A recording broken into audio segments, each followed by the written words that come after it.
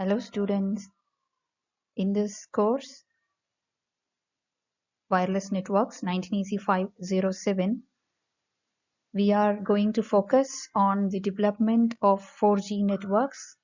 What are the major challenging issues, the features of 4G networks, how it was evolved right from the first generation to second, third and fourth and now the fifth generation networks, and some of the 4G technologies which are deployed in this scenario. So this is covered under Unit 5 of 19EC 507, and the course outcome of this unit is to recollect the evolution of 4G networks, its architecture and the applications. Let us quickly move on. So what is the main motivation for the fourth generation mobile networks?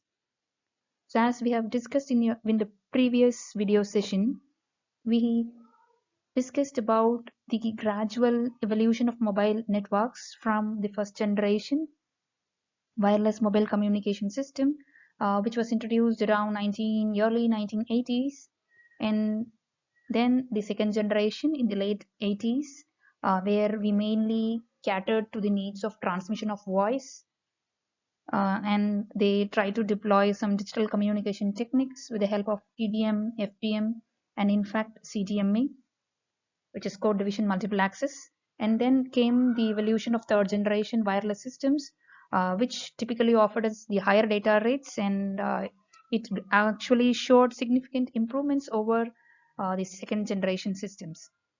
So the third generation wireless systems were actually proposed to provide voice and the paging services to provide interactive multimedia applications also.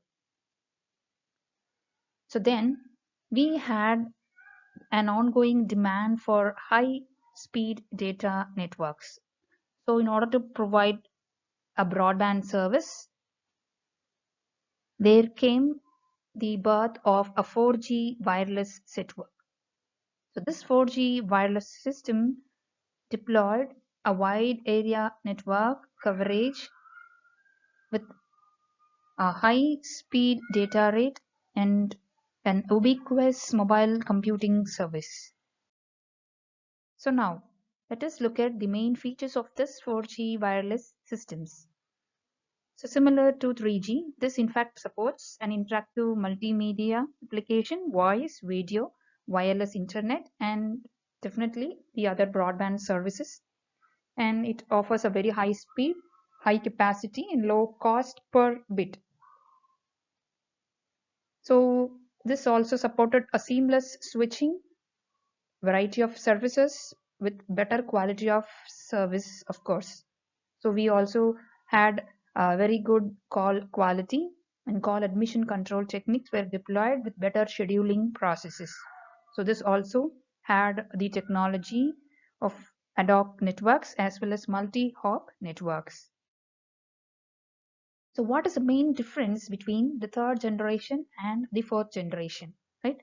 So when we compare in terms of few parameters, so these are the few key parameters which we have taken to compare 3G and 4G. So first, the parameter is frequency band, where under 3G it is around 1.8 to 2.5 gigahertz, whereas the 4G covers around 2 to 8 gigahertz. And talking about the bandwidth, it is 5 to 20 megahertz for 3G and 5 to 20. It is similar, more or less the same bandwidth for 4G and 3G. And when we talk about the access method, the third generation makes use of the wideband networks, right? Wideband CDMA, code division multiple access. And 4G systems, in fact, makes use of CDMA, but it is a multi-carrier CDMA or OFDM concepts. So OFDM is orthogonal frequency division multiple technique. And talking about the switching mechanism, the third generation deployed either circuit or packet switching, whereas in 4G we have only the packet switching technology to be used, which is mainly deployed in your LTE networks, long-term evolution architecture. We mainly focus only on the packet switching networks. And then comparing the mobile speeds, the third generation as well as the fourth generation is approximately 200 kilometers per hour, and it is similar to that of the 4G networks. So the main difference with respect to the access method is MCM, which is multi-carrier modulation or multi-carrier CDMA. So this is the feature which we have to focus now in the next discussion.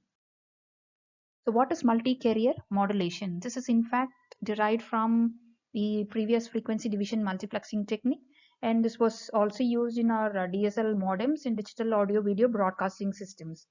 This system actually makes use of parallel equal bandwidth channels in order to communicate the information from one user to the other user.